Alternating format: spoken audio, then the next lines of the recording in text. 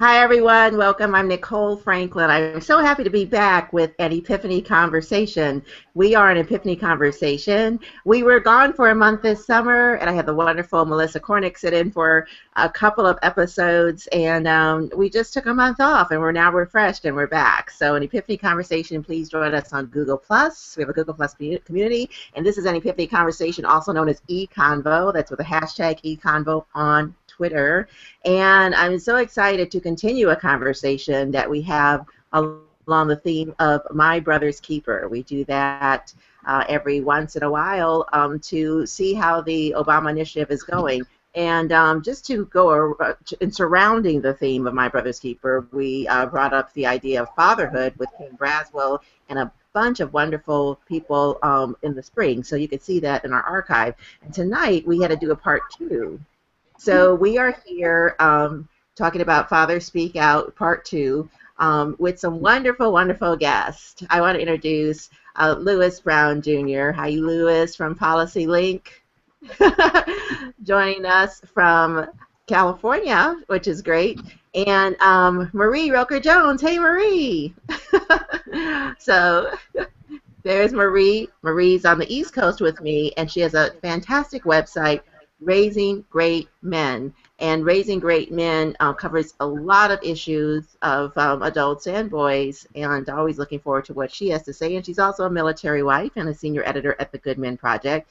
And our star of the week is a fantastic street photographer, Zun Lee, who I've been raving about lately because I wrote a couple of articles about him because of his new project that came out, Father Figure, exploring alternate notions of Black fatherhood. It is a photography book. Zun, I think, started his work in photography just 5 years ago, Zun, if I'm correct, because you're a physician and a clinician in Toronto. We like to have an international conversation. So Zun is born and raised in Germany. He resides in Toronto. So now he's going to be in New York promoting his book release. And these pictures, I'm going to try to pop a few up during our talk here. So guys, we're either really brilliant or not, because tonight we have no fathers on with us, but that's okay, because I did ask our colleague at Policy Link to come on, and he was actually on parental leave for a new baby over the summer and came back to a lot of work and said, Lewis is your guy. So Lewis, we're looking forward to hearing if you want to be a father or not in the future. But up until now, I figured, why don't we just go on anyway, the four of us, because, guys, I just want to talk about the issue that with Black fatherhood here in the U.S., we have an image problem. Would you agree? I guess I'll go yes. I would say, and unfortunately, last week with, if we just look at the NFL alone, I don't even want to bring it up, but just that, we had 2 incidents where it just looked like, I think one in particular with, I think is it Peterson is Adrian of the Minnesota Vikings. Yeah. So we do have an image problem, but the great part is that it's changing because of people doing great work and because we're seeing different images. So it's not all bad, which makes me excited. Is that we're seeing different things now, even in commercials and on TV. We have a new show, Blackish, coming out. So we're seeing different things.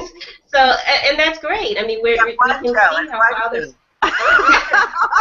one show, I'm sorry, but still, it's something. I applaud any little progress that we're making and that we see the image of Black fathers, because I think that is so necessary for boys and girls to see. It's so important. Excellent. And Lewis, did you want to add to that? Because when we jump into Zun's photos, we'll probably be a while on that. Right. Fantastic. Right. Lewis. No, Nicole, I like the way you put that image problem, because I think it suggests that the issue, quote, with air quotes around Black fathers, is not necessarily, the image is not necessarily fully reflective of reality, right? And so what we know is that, 53% of black households are headed by mothers, but we also know that black fathers are as involved as any other ethnic group or racial group in the lives of their children. And so one of the tasks that we have in the responsible fatherhood community, or the fatherhood community, is to make sure that what's portrayed in the media, what's written about in books, what's written about in reports, what's written about in articles, is consistent with the reality that kids are facing, that families are facing all across the country, black families, right? So I like the way you put it. That doesn't mean that there aren't issues. There are. But things are not as bad as they are made to seem. So I agree. We all have had, obviously we're not fathers here, but we've had fathers. And, whether they're the sperm donor kind or the involved kind, there is a responsibility that comes along with it. Our photographer here, Zun Lee, has a very interesting personal story, which he has parlayed into some brilliant work. Zun, tell us about your personal story, and this is the negative side of fatherhood, but what it led you to, because your work is incredible. Thank you so much, and I want to commend the previous two participants in terms of sort of delineating the difference between the image and the reality behind it. Because when you say image problem, there's always a question of why are these images out there, number one, and also then the reason that these images are still out there means that somebody's benefiting from these images the way they are, and somebody wants to keep it that way. Even though we all know that the images themselves have no real connection or no direct connection to what is real or what we know is real in our communities. So, and really that was the reason I actually started the work, because for me it was my personal history was definitely important. I grew up in Germany as part of a Korean household with a Korean mother and a Korean father. And that wasn't a necessarily happy situation. My father, who was at home, was married to my mother, and was materially a great provider, was quite abusive with me. So from a census perspective, he would have been seen as a good father, because he's hitting all the metrics that are counted or that are tracked. But as a father, he wasn't really a great father figure to me. In my 30s, I learned that my biological father actually was an African American male, and I had wondered about that for quite some time, for many reasons. But when I heard about that surprise news, I had all these other issues that I had to deal with in terms of anger and resentment towards learning about this man who had left my mother, but also a lot of it was also due to the fact that now I had become part of the absent black father narrative.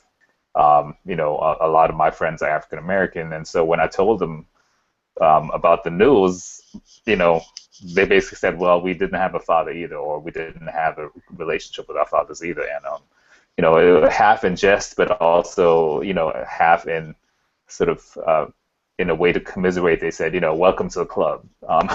So Wow. highlighting that, yes, it is definitely an issue, but at the same time, we also know a lot of fathers that are in theory not necessarily seen as great fathers because they're not living at home, they're not married, they're not living with the children, but at the same time we all know that these fathers are not terrible fathers. They're very much present in their children's lives, as Lewis said, and they're trying their best to be great fathers to their children, even though their living situations may not resemble what we all think of is traditionally the quote-unquote good father. So when I started this project, it was about, obviously dealing with my personal story, but also, answering the question of why is it that we do not see these images of the everyday black father out there?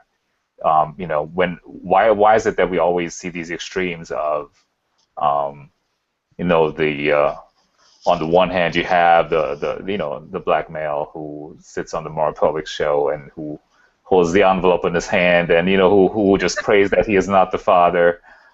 So that we see that every day on the show, and that's why the show is, I guess, still running. And on the other hand, you have the antidote, which is sort of the Uber dad, the celebrity father, the star athlete, Dr. Huxtable. These are sort of the examples that are upheld as the good black father. And what I wanted to show is that there's many ways to be present in a child's life, and there's these many ways are something we all know of, but we don't see in the media. The everyday father in between that sort of gets lost in the shuffle. And I wanted to just pay homage to the fact that these men exist, and that these parenting scenarios deserve more attention in the media. And again, the question goes back to why is it that these images are still missing on a wider scale? As mentioned, I think we see more of it, and it's encouraging to see more of it in ads and in media. But I think by and large we're still sort of desensitized by some of the extremes that we still gravitate towards, because that's what's newsworthy, and that's what sells. It's definitely a commercial entity. Commercially viable to have the black father as awful and menacing and a threat. Absolutely, and because again, you cannot look at the visuals around Black fatherhood in isolation from how black males, period, are portrayed in society. And if you look at all these issues that we see basically on a daily or weekly basis around racial profiling and police brutality, you cannot divest the issue of racial profiling of black males from how black fathers are portrayed. So when we look at black fathers as deadbeat, absent, irresponsible, uncaring, unloving, that's very much part of the overall problem of how society views black males, as aggressive, as violent, as untrustworthy, as menacing. And it's almost like a love-hate relationship where it's on the one hand, people are taken aback by what is perceived as the threat around black masculinity. At the same time, there is a fascination with it as well. That's what again, that's what sells in news, in entertainment, and in other areas of public life. So and for me, it's sort of you cannot look at just black fatherhood and the visuals around it by also not talking about some of these other things that concern black males and black masculinity. Yeah, we've been showing some of your photos. This is the father here that we're showing now that I believe you spent the most time with. What is his name again? His name is Guy Miller, and he lives in the Bronx. And he's just wonderful with his kids. He has a lot of kids. How many kids did he have? Yeah, right. He has 4 kids now, and the first 2 kids actually came into the relationship from via the mother, who already had these children from another marriage. So he has 2 biological children with his current wife. And he has a lot of tattoos, and I think just on the street, if you think one thing. Sure, and I think part of the reason I chose some of my families is because if you look at the males or the fathers in these families, you would look at them and think, how can these be good fathers? They look very much like somebody I would not think of as a good father. And so it begs the question of, what is a good father really? Or how does, if you flip that coin, how does presence and how does being present with children really look like? Are we really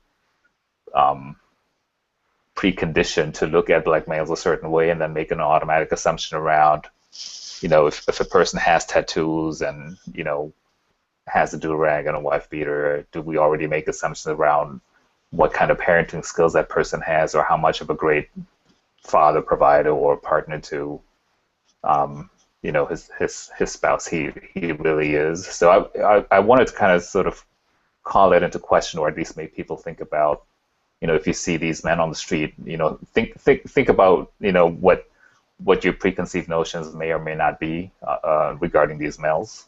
And Mm-hmm. and so I just wanted to show just a different side to these men, because none of these men are what you would call aggressive or violent, or there's really no negativity associated with them in that sense. They're very much, or at least in my experience, they've been very affectionate, caring, very loving, and all these are attributes that we would not associate with males of that visual quality. So in that sense, people found it confusing. I've been criticized a lot for showing men this way, and That's wild. so just people said, this is not true, or this is not how black males are, and I heard this from all kinds of different people, and I'm like, well, these are the men that I know, Right. so, and I can only tell my side of the story, so and Well, it's a beautiful portrait. I mean, it's a thank beautiful you. portrait. Lewis, is this true? You've got the numbers. You're out there. Is this true or not? What Zun is Right. showing. No, no. I mean, it's absolutely true, both anecdotally and sort of qualitatively and quantitatively, right? So, both CDC and the Pew Research Center have put out studies that show that while black children, black parents tend to live separately, or black men tend to live separately from their children. As I said, they're as involved as any other racial or ethnic group. The Pew Research Center said the same. And then you think about sort of on the qualitative side, Catherine Eden published a book called Doing the Best I Can, in which she discusses some research that she did, she and her husband did, of 100 black and white men in the inner city, following those men, seeing what type of fathers they were, and what she found is that they were more dead broke than deadbeat, right? They wanted to be involved in their children's lives, but the problem was the systems don't support them. The systems and the policies that we have on the state, local, and national levels don't necessarily support them. And that actually brings me to a point I wanted to make, to sort of just piggybacking on something Zun said. So when we talk about perceptions, some folks may say, okay, so yeah, the media has it wrong. People have it wrong about black fathers, so what, right?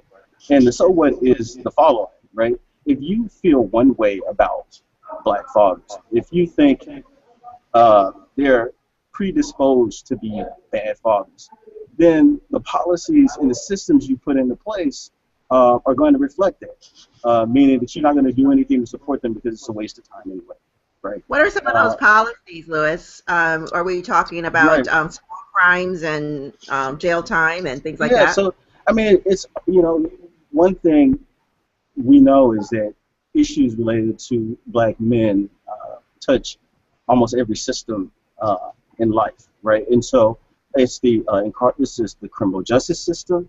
It's what our sentencing laws, criminal crime enforcement policies, locking up way more people than we need to, spending way more money on incarceration than we need to, not providing supports for people when they're in jail and when they're coming out of jail, disenfranchising them for the rest of their lives. So those, that's important when we're talking about economic supports, right? So for the earned income tax credit, for example, right? So non-custodial parents don't qualify for the earned income tax credit, but we know the EITC has lifted, I want to say, 6.5 million people out of poverty and 3.3 million children.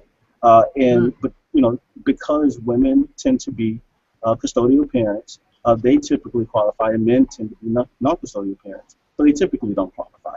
Right, so it's things like that, and we could, there are many other areas that we could talk about, many other policy areas that we could talk about.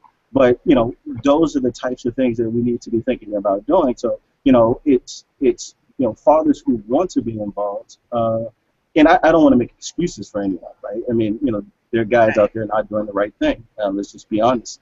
But there are guys who want to do the right thing.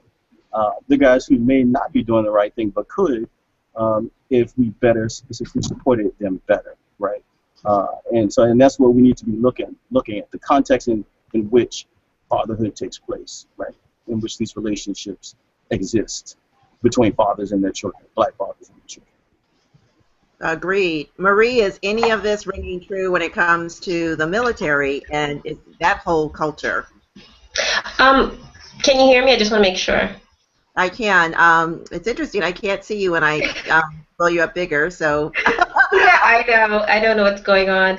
It does. I think one of the things that really, when Mr. Lee was talking, that really got to me was thinking of sometimes how my husband mentioned when he's in the park with our 3-year-old, how people would stare, as if this is something unusual. So definitely it's something we've experienced. But I think what's particularly difficult with the military, with dads, especially dads who've been deployed and are coming back, is trying to make that reconnection, and also making sure that those dads stay involved. Like, I think making sure that people understand that it's not that these fathers are totally disconnected from their families, even though they are, they're active duty or whatever they're doing, but they're still involved. My husband still, every day we connect to find out what's happening with our sons, what's going on with schools.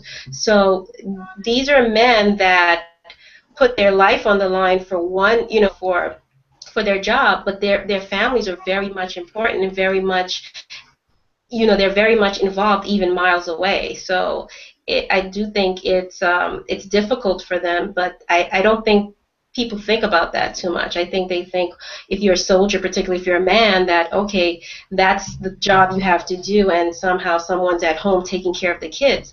But they still want to be involved. They still want to know what's happening, and they're still very connected. What would you recommend if you were talking along the lines of Lewis's area in policy changes? What are you recommending some support systems that could be here for them, or even while they're away? I know that there was an app that was being developed for dads to stay connected, and I don't know what's going on with that, but I think something like that. I know we use Skype, but I wish there were more resources. There are a lot of resources for the children and the spouses, particularly wives, but I don't know if there's resources for the men while they're deployed to still feel like they're very much part of their child's education, for example. Mm-hmm. So unless a school has a system set up where a father can check homework or things like that, I think we really need to use more technology and have more information, more things available for dads to stay connected on that level. I haven't really seen a lot of resources. I know when they come back, there are, we do the yellow ribbon, and there's a lot of things to reintegrate them back into society. Mm-hmm. There's our fun little guy. He pops up on every hangout. I know. I was trying to mute him, but there's just so much you can do with a 3-year-old. That's fine. So it sounds like all of our tech developers out there, there's something that could make a lot of money if we are connecting our men and women overseas to their families a little better while on active duty. This sounds fantastic, like a fantastic opportunity.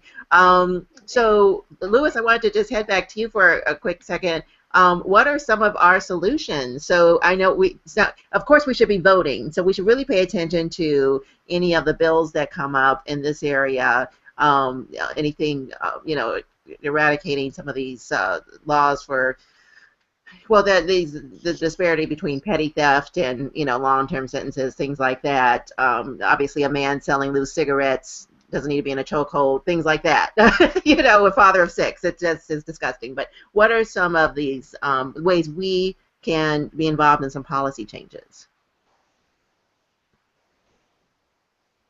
Oh, Lewis, I'm gonna ask you to unmute, please. Sorry about that. There we go. Can you hear me now? Yes. Yeah, so, as I mentioned, there are, so I take your question to be more focused on sort of how we can be involved rather than exactly what we can, what sort of policies we're trying to advance. So, one thing I would say is that what we need to begin to do. So I work with a network called the Responsible Fatherhood Roundtable, which is a community of practice that's supported by the Institute for Black Male Achievement.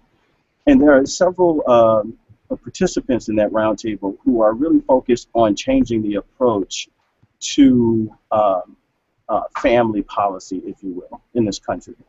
And I think they're onto something. I think that if we really want to make sure that we are doing a better job of supporting Black fathers, Latino fathers, Asian fathers, whoever they are, one thing we need to do is change our approach to family policy. So what does that mean? Typically, when you talk about things like, for example, Head Start or other programs that have focused on supporting families, they typically focus on the mother and they focus on the child, and rightfully so, right? But we also need to make sure that those agencies that are charged with implementing legislation, that are charged with running large programs, need to make sure that they are that they approach this work through the lens that a father can be an asset to the work that they do, right? And so, and I think that now that requires sort of a cultural change in the way that these agencies do businesses. And I'm talking about state, local, federal. But it can be done if we work together, if folks who are involved in fatherhood work together, if family practitioners work together. I think there's something that we can do. Obviously, as you said, if you want to impact specific policies, you can get involved with campaigns in your local area. You can get involved with national campaigns. The EITC, for example, is the expansion of the EITC is something that has a natural enlarged constituency, right? There are a lot of folks out there who want to do something like that. There are a lot of folks who want to change the sentencing laws. But so that can be done. But I would say the biggest thing that we need to do is to begin to try to integrate fathers in the family support work all across the country, social workers, caseworkers, school counselors, et cetera, et cetera. I like that, so that they're involved in the decision making that comes to the family circles and the communities that they live in. They're right there, not somebody from another town or from a federal agency. They're right there in that community, on the PTA and the social workers. I really like that. While you were talking, I was thinking about the disparity with child support. We have so many co-parenting situations now. Yes, the numbers are there for the women who are the heads of households, but there are custodial fathers that are mixed up in a co-parenting situation where maybe the judge didn't rule on their side, or it was better financially for them to say, oh yeah, she has full custody, but then they work something out on the side. There's all those situations too, where literally the paycheck could determine whether they're being treated fairly or not. Marie, you had more on education to speak on. Yeah, and I know like tomorrow's dads take your kids to school day, and one of the things I'm happy to see is that a lot more schools are embracing welcoming dads, making dads feel comfortable in their school, and PTAs, and I just encourage more schools to do that so that it doesn't seem when a dad wants to be part of the PTA that he feels that somehow he's, not really welcomed and his ideas aren't really appreciated. So that's some of the changes that I'd like to see more. And we do have a new national PTA president who is a man and who's really wants to get fathers more involved. So some of the schools, I think, if they would adopt this way of thinking and making fathers be part of the PTA and welcome into other areas, that'd be great. Okay, cool. Oh, I just got a note from Lewis. Me too, Lewis. Me too. We're going to put on the YouTube page that you can see underneath when this video is on YouTube, all links to all of us and resources. Zun, I want to hear the end of your story. It's not the end yet because you have many, many years with us, but when it comes to how this project maybe kind of resolve some issues on how you feel about your biological dad. I mean, absolutely. It's been a journey. I mean, I've been doing this project now for almost 3 years, and while the book is coming out soon at the end of the week, it's it'll continue for probably an indefinite time. So, but for me, it was just working with these different families and fathers. I realized it's not really about perfection. It's about, presence, again, has so many different ways of manifesting in a family situation, and so observing how each of these fathers has sort of their own rhythm and their own swagger and their own way of parenting and relating to the kids and relating to their partners and just going about their lives and their ways of parenting in a very unique way. Made me realize there's no such thing as the perfect father. It's everybody's is trying to make it work somehow as best as they can. Nobody has an aspiration of being a deadbeat. There might be circumstances that may prevent one or the other father from, coming through in certain ways at some time. But it's as Lewis mentioned, Catherine Eden's book title said, that everybody's trying to do the best they can. So, and when you're in these situations, you just have to realize that whatever led to my specific circumstance, or why the reasons why my dad might have left or might have not stuck around. I can't judge him for that. I don't make excuses for him, and I definitely don't think it was a great thing to do. But for me, it was sort of a path to forgive him and just sort of move on with my life and just release myself of the notion that maybe I did something wrong, and that there was something that I did or said or whatever that made him leave. So it was sort of letting go of the notion that I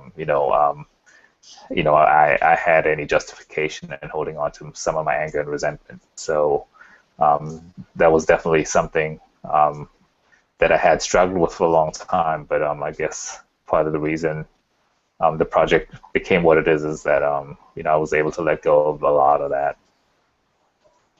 So you did not fall into being the angry black man. Well, like I said, forgiveness and reconciliation are two different things. So,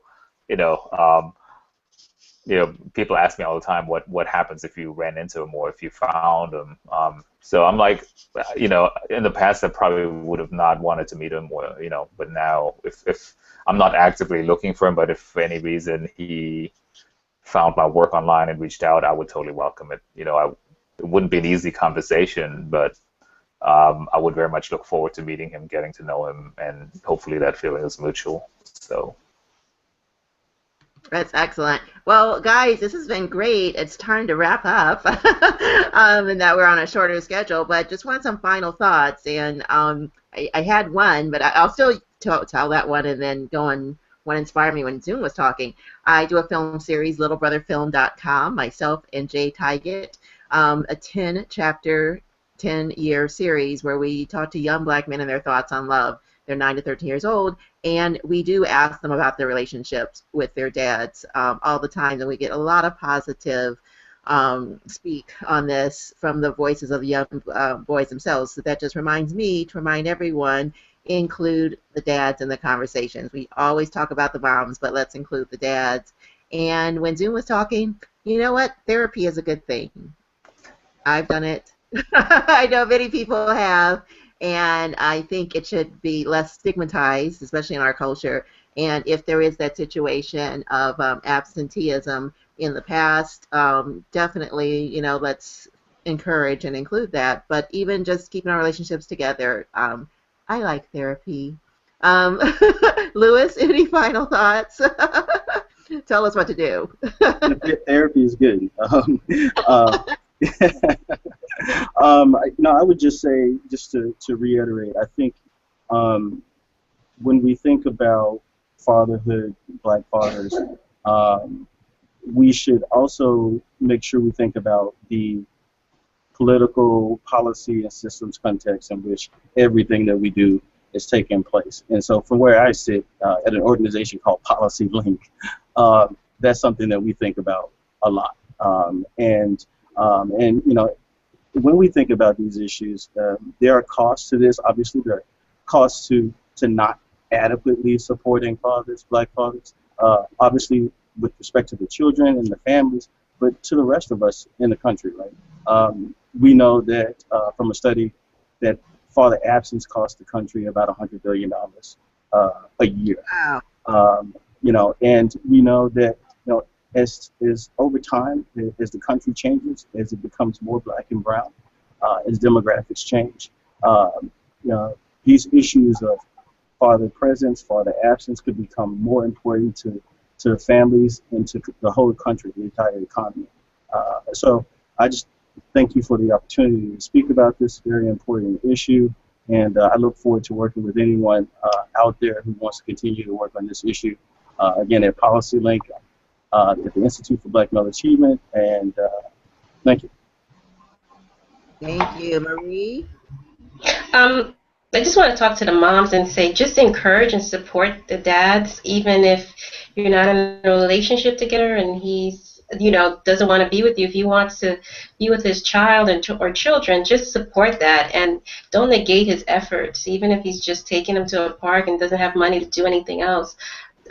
Support that. If he's again of healthy mind and body and spirit and really wants to be in that relationship, don't interject.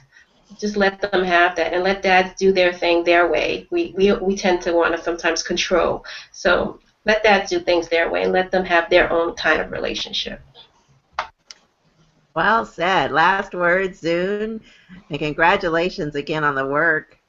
Thank you so much. Just want to commend the other participants. Thank you, Marie. Thank you, Louis, for your thoughts. Actually, what you both just said was very important. People always ask me, so where are the mothers in the project? I'm like, without the mothers, a lot of the images would have not happened, because the mothers are the gatekeepers to the family, and also a lot of times the reason that these fathers and children were so comfortable with me was because the mother is there and the mother has a presence there, and often, even if the father is non-cohabitating, non-custodial, having that good relationship with the mother is often key to making it work, which was exactly what Marie just echoed. And to Lewis's point, there's broader implications that are at play here. We talk about policy, but also, when we I think, was it Lewis and Marie that said, when you see a black male with a child, people either look at it funny or Marie's husband, yes. Yeah, or I see my fathers always say, I'm in the park with my children, and people come up to me and salute me, or congratulate me, or and I'm just sitting here doing my job, and it should not have to be so special for me to just be out there doing this. And the fact that people react in that way, which is not a negative, but it's it's a source of consternation for a lot of fathers, that in this day and age people have to commend you for just showing that you are there. And so I just want to encourage people to look at all these different ways that fathers can and try to be present, and in terms of policy and programming, let's make it easier for fathers to show up and be there, and not in terms of how a court or a certain organization wants a father to show up. So if there's specific ways that this can be encouraged in whatever way possible, I hope that people can look at not just certain ways to be present and encourage only certain ways to enable fathers to be fathers. So that's really what is at the heart of my of this project for me. So excellent. And we're going to look for the project. It's Father Figure: Exploring Alternate Notions of Fatherhood. It's coming. The debut is this week. Correct, Zun? That's right. We're launching at the Bronx Documentary Center, which is in New York, on 151st and Cortlandt Avenue, and it's Friday the 19th from 6 to 9 p.m. Come and of course, you can order the book And Yeah, we're going to have all the absolutely. stuff on where you can order the book. I'm sure you've had advanced orders. People can't stop talking about it No, because it's, it's there's a lot of that going on, and we're all just trying to catch up. So it's been overwhelming. It's great, and the book will officially now launch on Friday, and we're just sort of bracing ourselves for it. But again, all thanks goes to the families that allowed me to even just bring these pictures to the public. So my thanks goes to them, and totally happy that they allowed me to be part of their lives. So. Well, thank you for staying on track with these positive images. And you can visit Zun at his website. Again, all the links are going to be below our video on our YouTube here. Lewis, I believe you're at policylink.org and raisinggreatmen.com. Find Marie there. She has a bunch of educational tools and blogging and private consultations as well. And find both of us at the Good Men Project and me at littlebrotherfilm.com. So also tune in to us here at eConvo and Epiphany Conversation. Join our Google Plus community. And thank you, everyone. You guys stay on. We're going to say goodbye to our audience. Thank you so much, everyone.